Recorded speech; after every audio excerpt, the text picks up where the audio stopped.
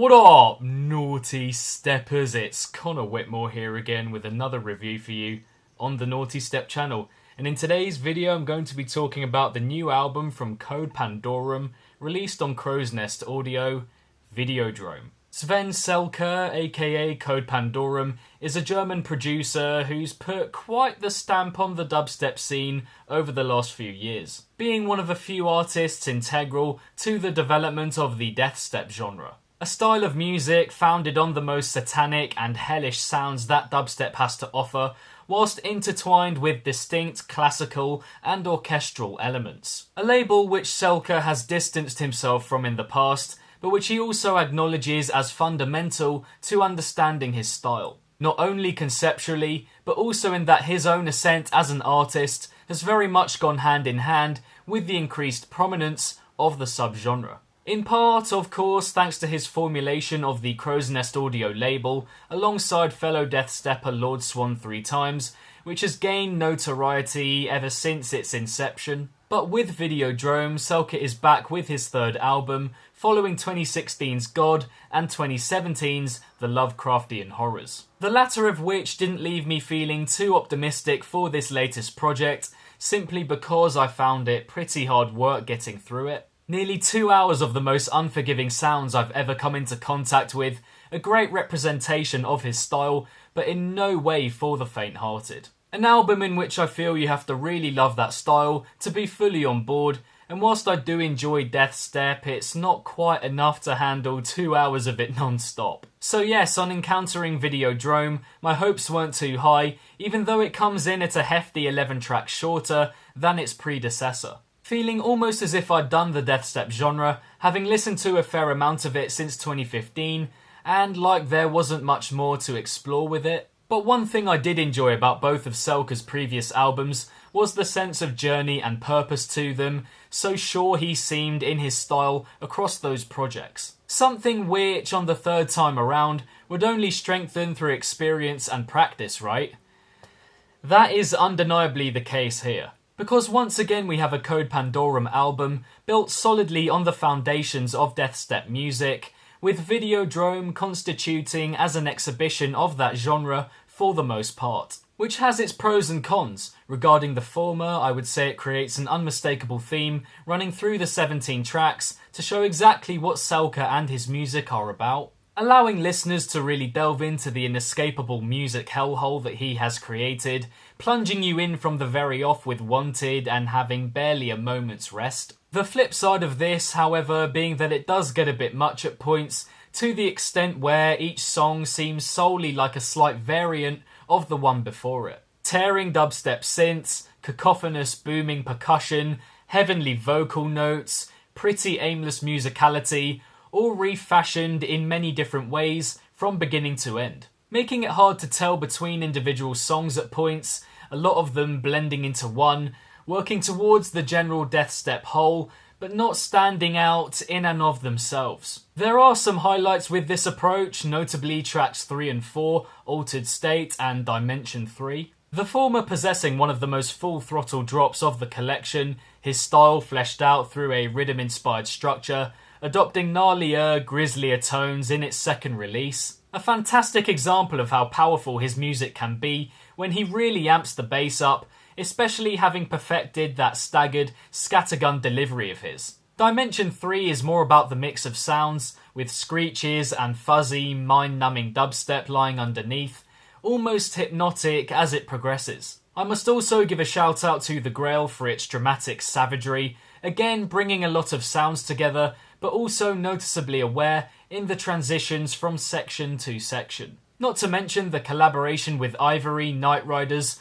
lovely swing and rhythm to the heaviest parts here, and you can hear both their input clearly across the track. Also gotta rate that Come On Then vocal sample here, proper naughty.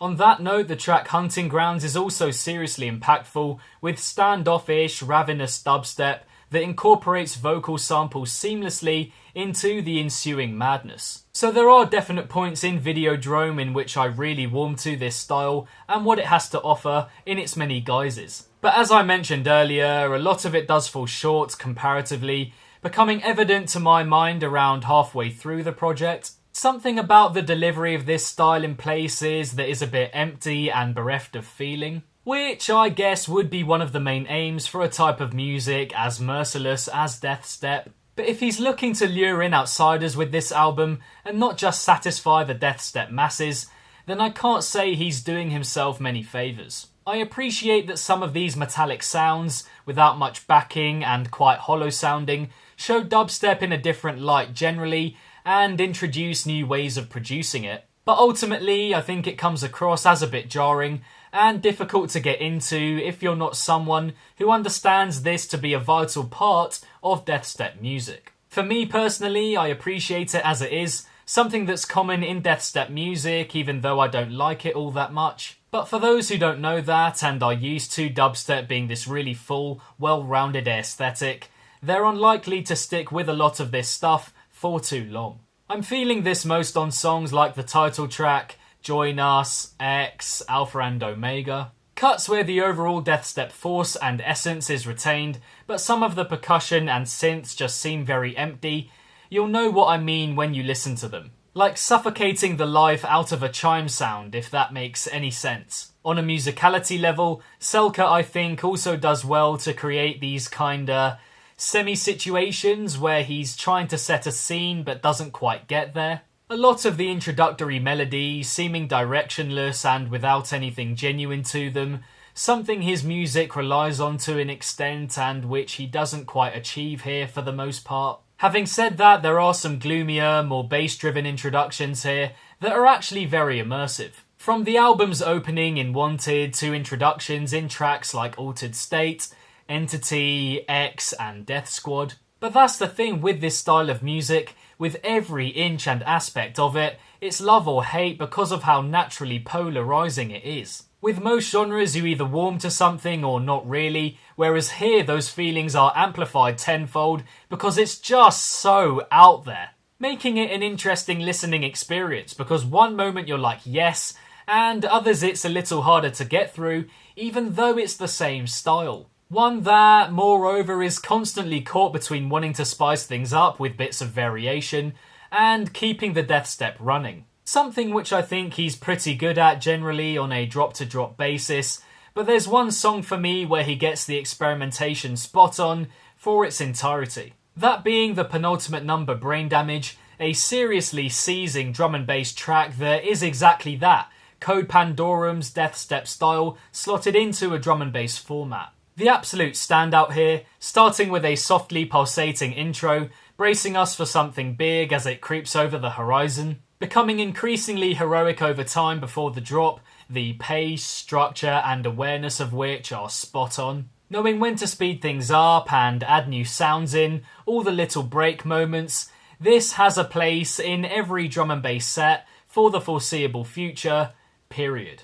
My undoubted favourite on the album, but overall, with Videodrome, I think it's a case of understanding DEATHSTEP and its capabilities before going into it. If you know what it's about and understand the aim of it, then this is a good listen as a representation of Code Pandorum's style, in spite of how much of it there is. But those just listening on the off chance are more likely to wonder what the exact aim of this music is, to be musical, to be horrifying, to be both, or something else altogether. Not only that, but the sheer harshness of the majority of the sounds on show here ensure that it will remain a divisive style for the most part. Which isn't a problem necessarily. There are hordes of people that love it, and they're the ones that matter. It may be love and hate, but that becomes irrelevant when you realise how into it some people are. He also portrays the unknowing of whether we're in heaven or hell very well here. It is horrific in its essence, but he really knows how to lure us in at points. The heavenly vocal notes, a staple of this style and motif throughout this album, being a fantastic example of that. Another repeated feature, of course with it being a predominantly DEATHSTEP album, being the tearing synths that make up the majority of the drops. Ensuring some of this LP is slightly beyond me, as you all full well know I love my electronic music as heavy as anything, but those sounds pervade Videodrome a little too much for me. But that is the DEATHSTEP style, and Selka has given a good representation of his sound once again, and I was hardly gonna like every song from a 17-track album. Something that's to be expected, especially with a genre as far out as DEATHSTEP is. Conversely, however, I don't feel like that should be my lasting impression with an album. There are too many songs here. Quite a few fillers that add a bit but not enough to justify their place on the track listing, which I feel could have been cut down significantly. But for those who love it, that is the appeal of DEATHSTEP, and I definitely think he should cater to the desires of those people, as opposed to those who just like it but don't love it, and anything less. Because those are the people who are going to keep this genre going, those who really love it for what it is. Experimentation with those sounds is great, which we see in a couple of tracks here, but not so much that the diehards slowly drift away. That's why Selka's in a great position. He can try the odd thing out every now and then, but fundamentally he has his style, that which he is known for, and that is why people will continue to love his stuff. Interesting, as always, to see where he goes from here, but I think he can be very proud of the scene he set up and the discography he has to his name at this point in his career.